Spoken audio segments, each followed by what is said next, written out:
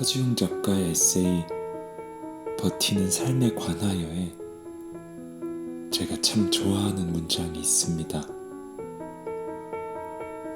마음속에 오래도록 지키고 싶은 문장을 한 가지씩 준비해 놓고 끝까지 버팁시다.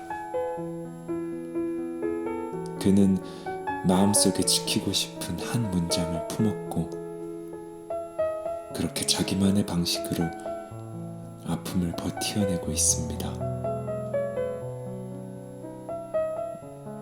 마음속에 품어둔 한 가지 문장을 가지고 있나요? 어떤 힘으로 오늘을 버티어내고 있나요? 안녕하세요. 저자극 감성 채널 낭독의 취향입니다. 오늘도 저자극 감성 낭독의 시간으로 여러분을 초대하겠습니다. 자극이 커질수록 우리는 둔감해집니다. 잘 익은 단감을 먹다가 사과를 먹으면 그토록 달콤 새콤하던 사과의 맛이 잘 느껴지지 않습니다.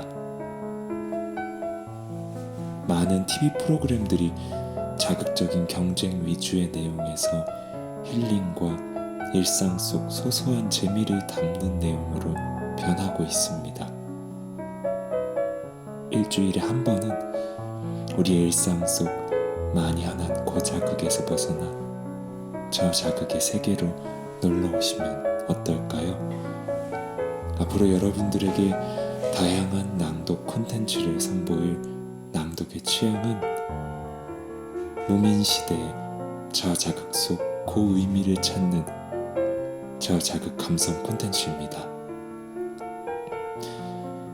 에세이, 시, 소설, 그리고 가사를 낭독하고 때론 여러분들의 이야기도 제가 낭독해드릴게요. 매주 금요일 밤 일주일간 쌓인 스트레스를 저자극 콘텐츠로 디톡스 해보시기 바랍니다. 그럼 낭독의 불을 켜겠습니다.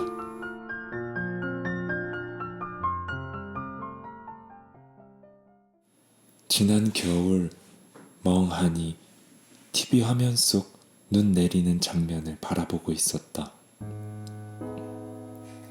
우리는 하염없이 내리던 눈처럼 한 치 앞도 내다볼 수 없던 시절을 보냈다. 내리는 눈 속에 한 부부가 너무나도 행복한 표정을 지으며 껴안은 채 자연 속을 춤추듯 돌고 있었다.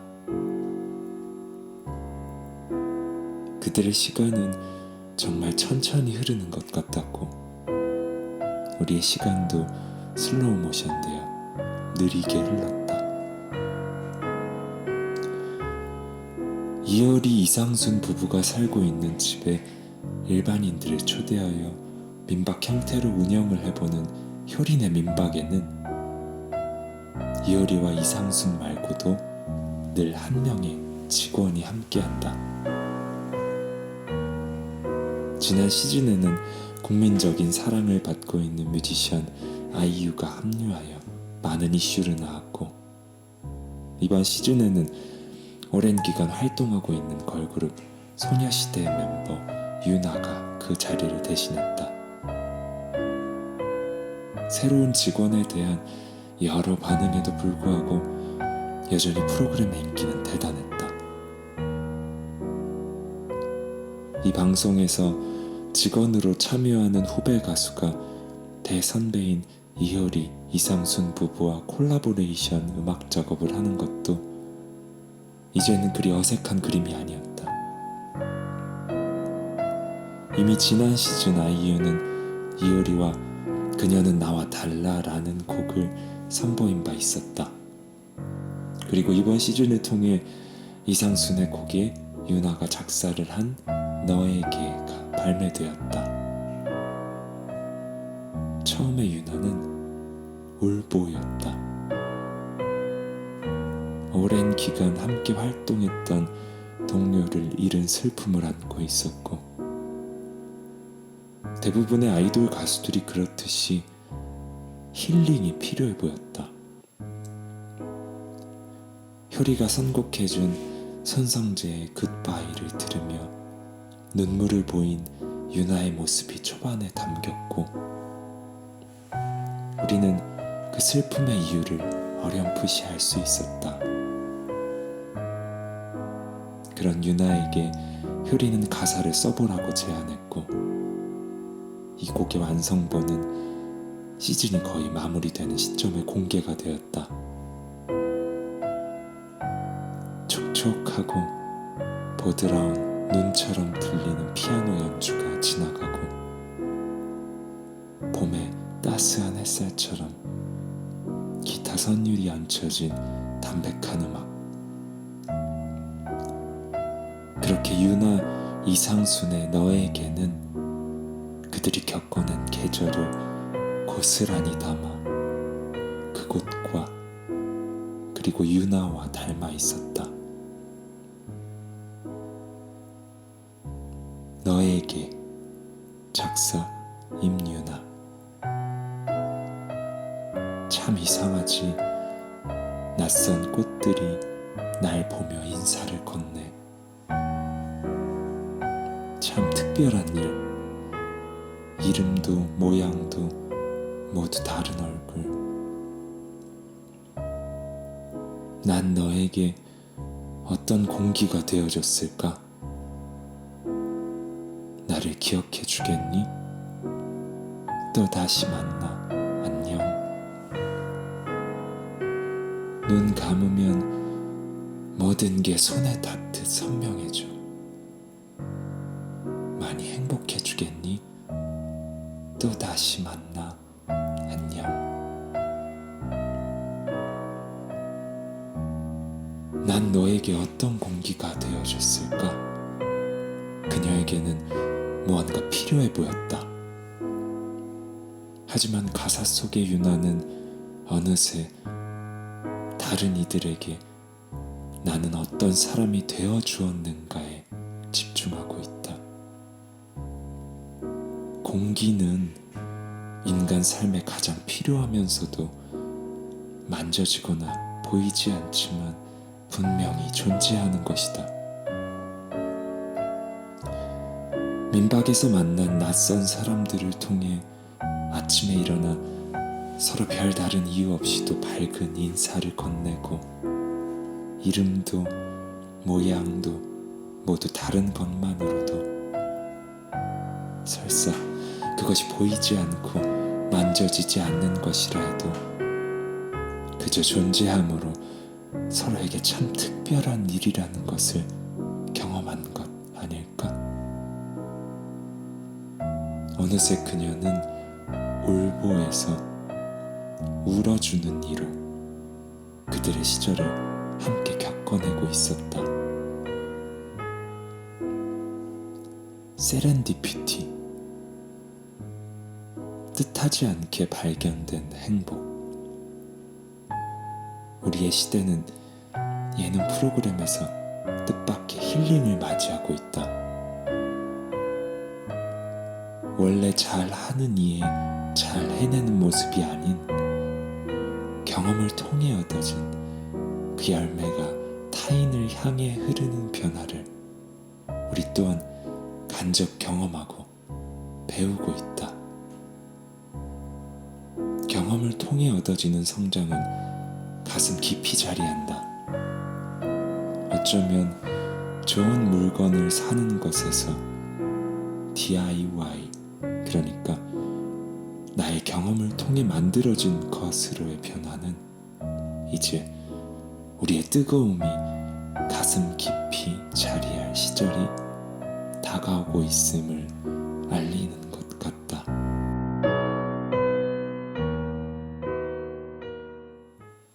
김예림님의 25 당신의 인도 중 오래된 이야기입니다. 달이 내 인생의 전부인 것처럼 느껴지던 시절이 있었다. 문득 그 시절이 생각나서 그 시절의 이야기를 적어본다.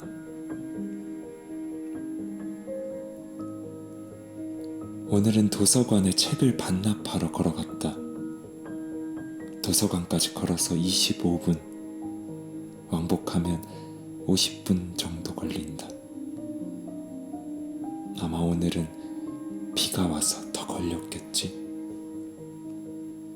가는 길에 횡단보도에서 우산이 없어 수건을 둘러매고 계신 아주머니께 우산을 씌워드렸다. 가는 방향을 여쭤보니 나와 얼추 비슷했다. 나와 아주머니는 처음 본 사이였지만 우산을 함께 썼고 짧은 시간이었지만 같은 방향을 향해 같이 길을 걸었다. 그리고 이내 도착지에 다다르자 고맙다는 인사를 남기고 가셨다. 그 모습 속에서 너를 보았다. 오랜 시간 외로웠다는 너를. 그 시간이 참 길어 이젠 외로움에 익숙해졌다는 너를.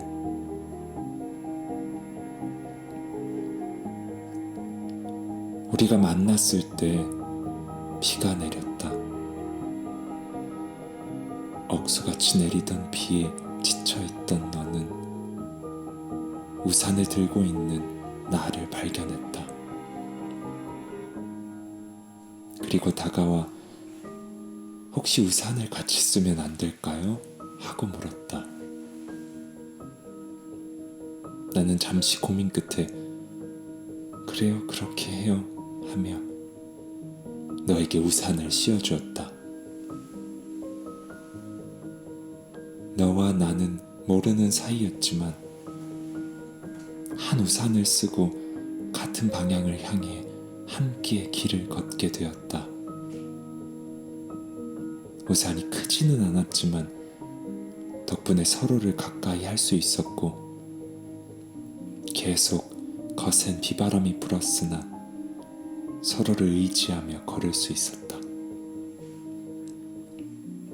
나는 오랜 장마에 지친 내게 조금이나마 쉴 수 있는 공간이 되어 기뻤고 너는 오랜 시간 우산을 들고 있어 지친 내 손을 잡아주며 기뻐했다.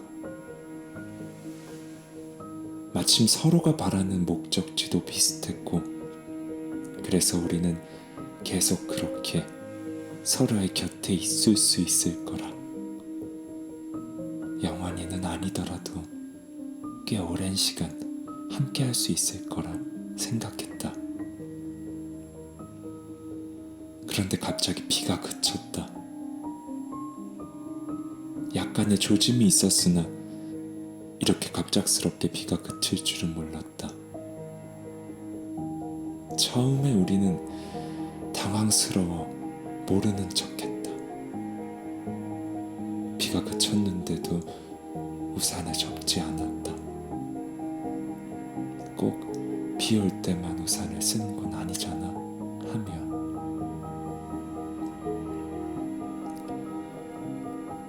꿋꿋이 우산을 펴고 태어난 척 걸었다. 그러나 이내 우리는 어색해졌다. 우산을 접지 않으니 하늘을 보지 못했고 각자의 얼굴에 그늘이 지기 시작했다. 점차 서로를 보지 않고 말 없이 앞만 보며 걷게 되었고 시간이 조금 더 흐르자 서로의 이기적인 모습을 보게 되었다. 그래서 결심했다. 이쯤에서 인사하는 것으로. 지금까지 우산을 함께 써서 즐거웠다고.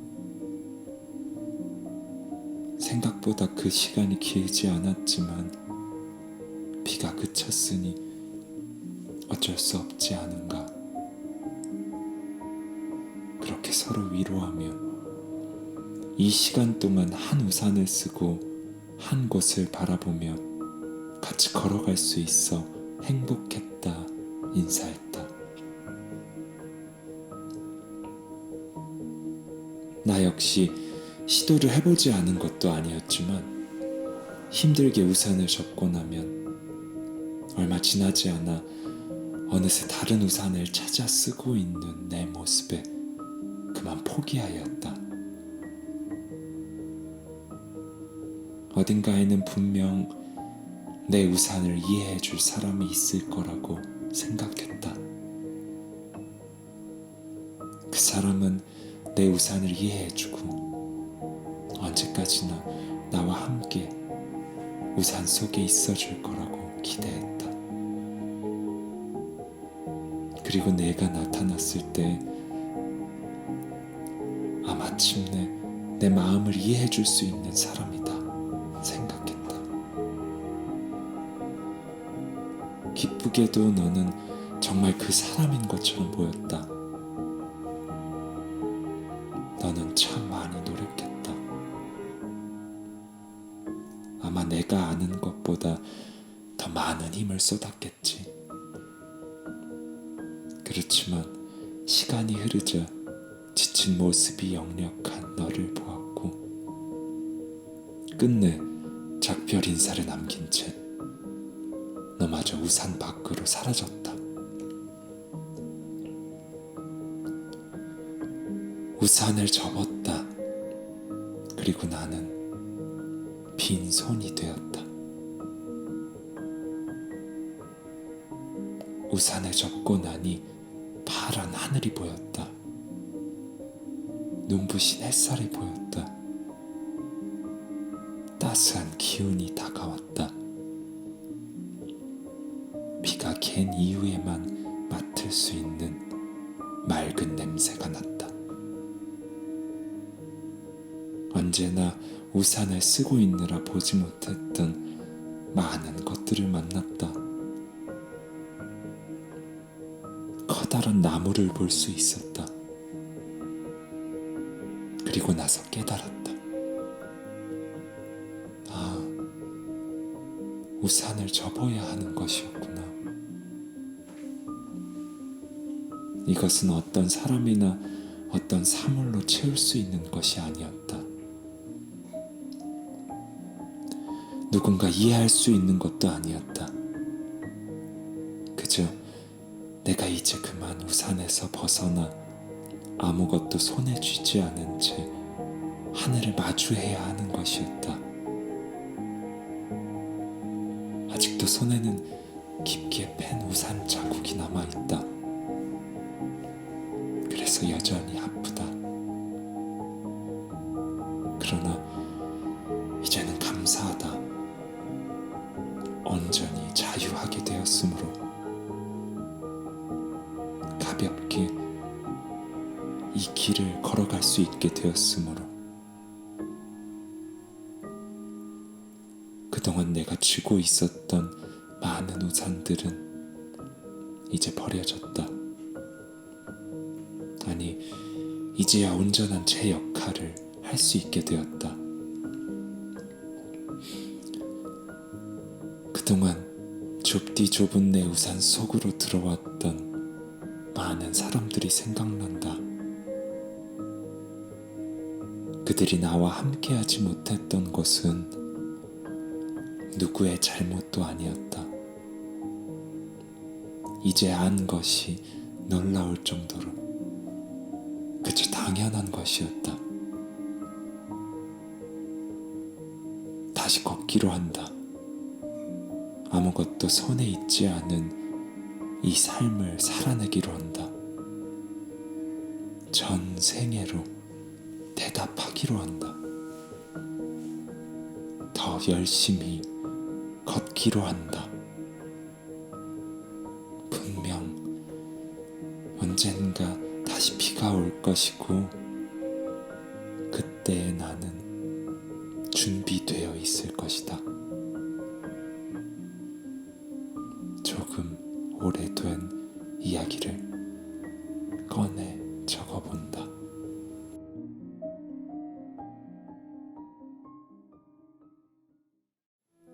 아픈 시절을 겪어내다 보면 내 속에서 나오지 못하고 곁을 지켜주는 사람도 보이지 않을 때가 있습니다.